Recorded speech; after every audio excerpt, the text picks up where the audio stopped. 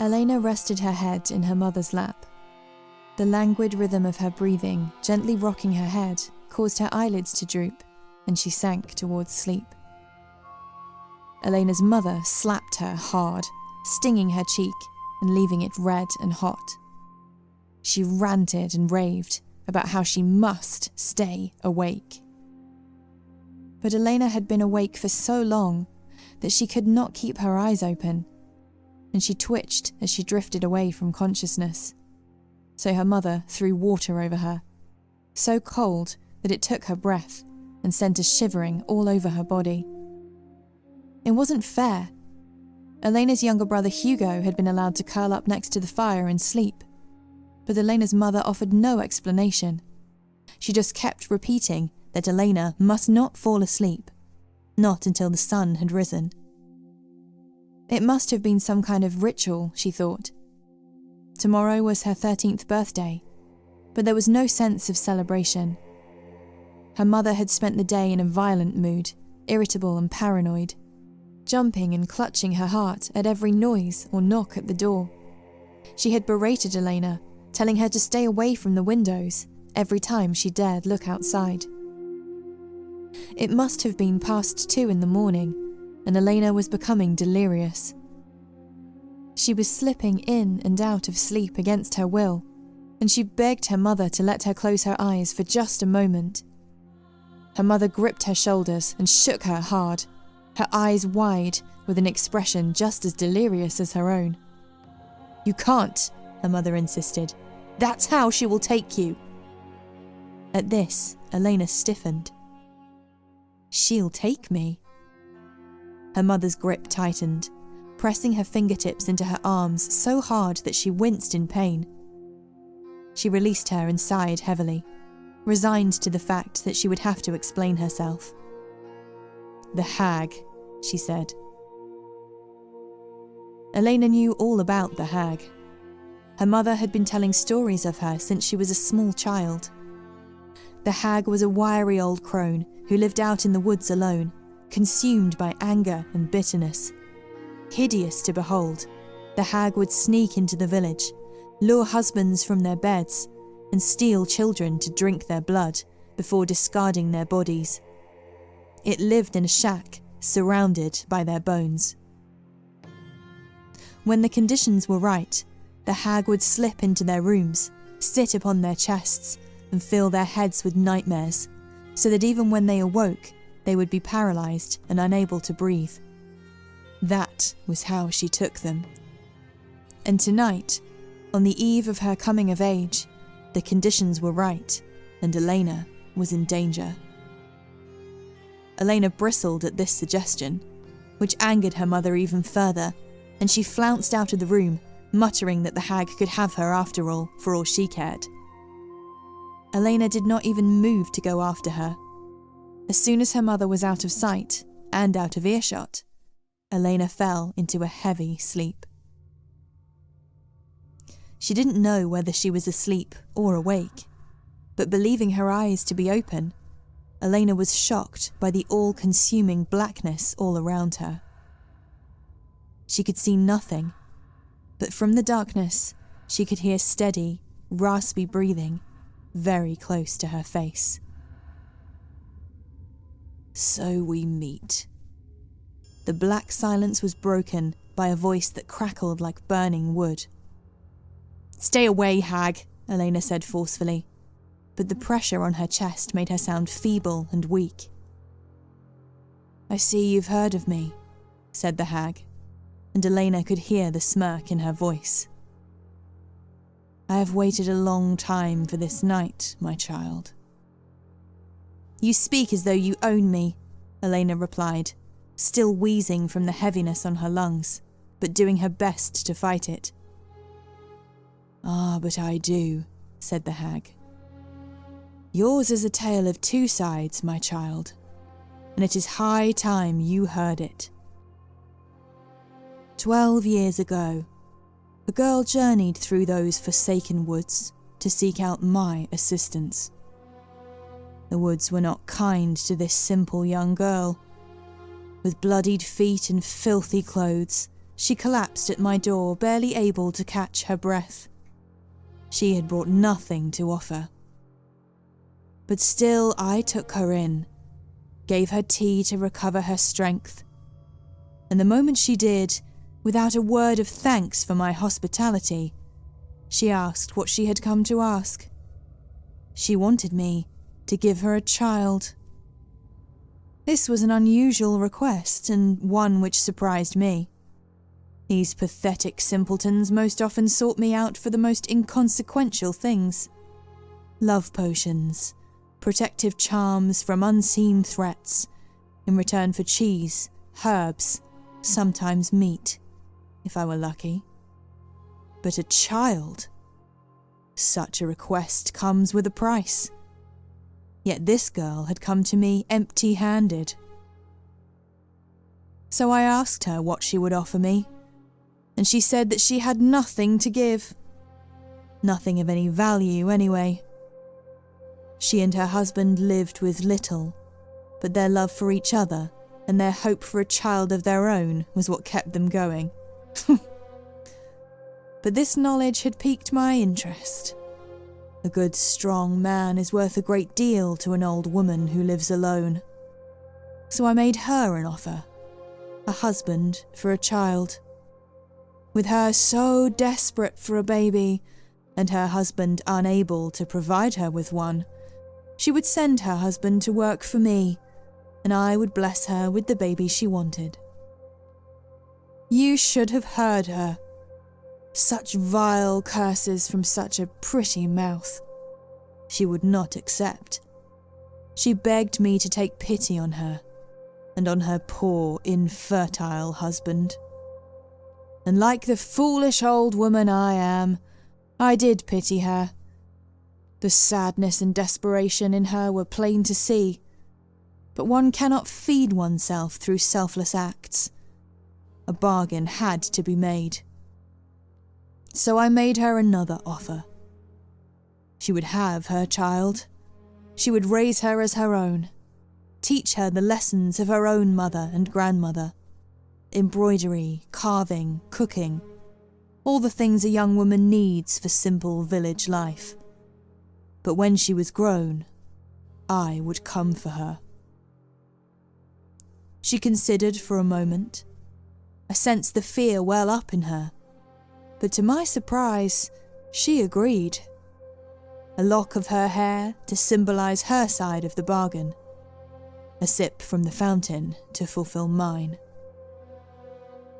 At this, the witch slipped a locket on a long chain from under her dress and opened it. A dry, brittle lock of ash-blonde hair sat inside. Once the deal was done, the girl traipsed the long path back through the woods to give her husband the good news. But she was deceitful, this girl. When the first flutterings arrived in her stomach, she praised her husband for his virility. Their patience had been rewarded and they had been blessed.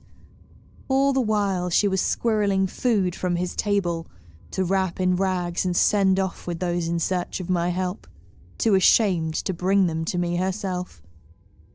There were mutterings in the village.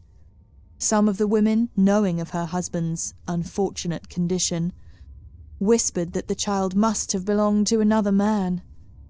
Imagine their faces had they known that it had in fact come from an old crone. Thankfully for the girl, the gossip died as fast as it spread, and the remainder of her pregnancy was uneventful. The baby grew at a steady pace and caused her no trouble, no sickness, no weakness. She radiated with health and joy. I will spare you the details of the moment itself, but as the baby gasped its first breaths, the girl wept and thanked the angels for blessing her with this immaculate child. She praised her husband too, but there was no kind word for me. And from the moment that babe was placed in her arms, our bargain was all but forgotten. As the baby grew, demanding more and more from her, the girl became ungrateful. When her breasts swelled and burned, and the baby would not feed, she cursed my name under her breath. When her belly sagged and refused to return to its former shape, she cried and cursed me again. And when her husband's head was turned from one way to the next, while she languished at home with her insatiable child, she cursed me still more. One hideous evening, she raged out into the night, leaving the babe to fend for herself. She found her husband laying with a traveller woman and dragged him still with his trousers around his ankles into the street. But she did not scold him. No, instead she cried, "Witch! Witch! The witch has enchanted my loyal husband." Hearing the commotion, a crowd began to gather, and she told them how the barren old crone from the woods had taken the form of this beautiful woman to lure her husband away from her. In her much changed version of our story, she told of how the old witch had tried to take her husband from her once before, but had failed, and now she was angry and vengeful. The idiot villagers quaked in fear. They chased the travellers from their borders with torches, but despite vanquishing the threat, suspicion still hung around them like a fog. The women looked upon each other with accusation in their eyes, and even the bravest husbands were forbidden to come to my door for fear of what they would find there, no matter what ills affected their home. Yet in spite of it all, her husband left her anyway. But she raised you as I had instructed, taught you the skills you needed to survive. I upheld my side of the bargain. Now it is time for your mother to uphold hers. Elena looked hard into the old witch's face, not with anger or consternation, but with a quiet curiosity. The next moment, her mother burst into the silence, raving and howling like an animal, clawing at the hag, who took hold of her wrist and bent it backwards until she relented. Elena's mother clenched her teeth, her lips peeled back like a dog about to attack. "You have no right!" she screamed at the hag. "Do not tell me what is right and what is not," the hag spat. "You knew my conditions and you will not stand in my way." The women continued to dance, circling Elena like vultures around a corpse, barely even registering her presence between them until she spoke, drawing vicious glares from both of them. "You say my story is one of two sides, but you fail to acknowledge my part in it." Both women looked at her confounded. "I raised you, provided for you, I taught you everything you know," her mother protested. "As any mother should. I did not ask for me to be brought into this world. You did. Raising the child you asked for was your responsibility, and for this I owe you nothing." "Ungrateful swine!" her mother screeched. "And as for you," she continued, looking at the hag, "do you think me a payment for your services? A rightful reward for your kindness to a desperate girl? Ha!" The witch said nothing, but her stare blackened. "I know you're kind," she said, "and I know what it is you want from me. You are old and withered, arthritic and weak. When the red moon rises, with your magic and my blood, you would take the youth from me and use it to prolong your own life. But I will not give it, and you cannot take it from me. For all your enchantments, poisons and potions will not work against your own." At this, the old woman's eyes became fire, burning with fury, and then quickly, bitter realization. How had she not seen this coming? How had she underestimated her own child so much? She began to bargain, offering her secrets, charms, recipes, everything she could, while the girl's mother continued to squawk and screech hysterically about how the haggard old witch had no claim to her child. "Silence!" The girl's voice rang out with a powerful resonance that surprised even her. Both the women stood quiet, wide-eyed. "You do not own me. I am not some possession which can be bartered with for your own gains. You underestimated me then, and you underestimate me now. I do not belong with either of you. I will walk my own path." With this, Elena turned and walked out of the house, leaving both women bewildered behind her, and went barefoot out towards the woods. As the amber glow of the village faded fast behind her, and the branches closed in above her head, she could smell the magic in the air, and feel it crackling over her skin like static. The forest seemed to glow, her sharp eyes attuned to the darkness, drinking in the grey moonlight, her feet dancing over the snaking roots. Yes, Elena would walk her own path.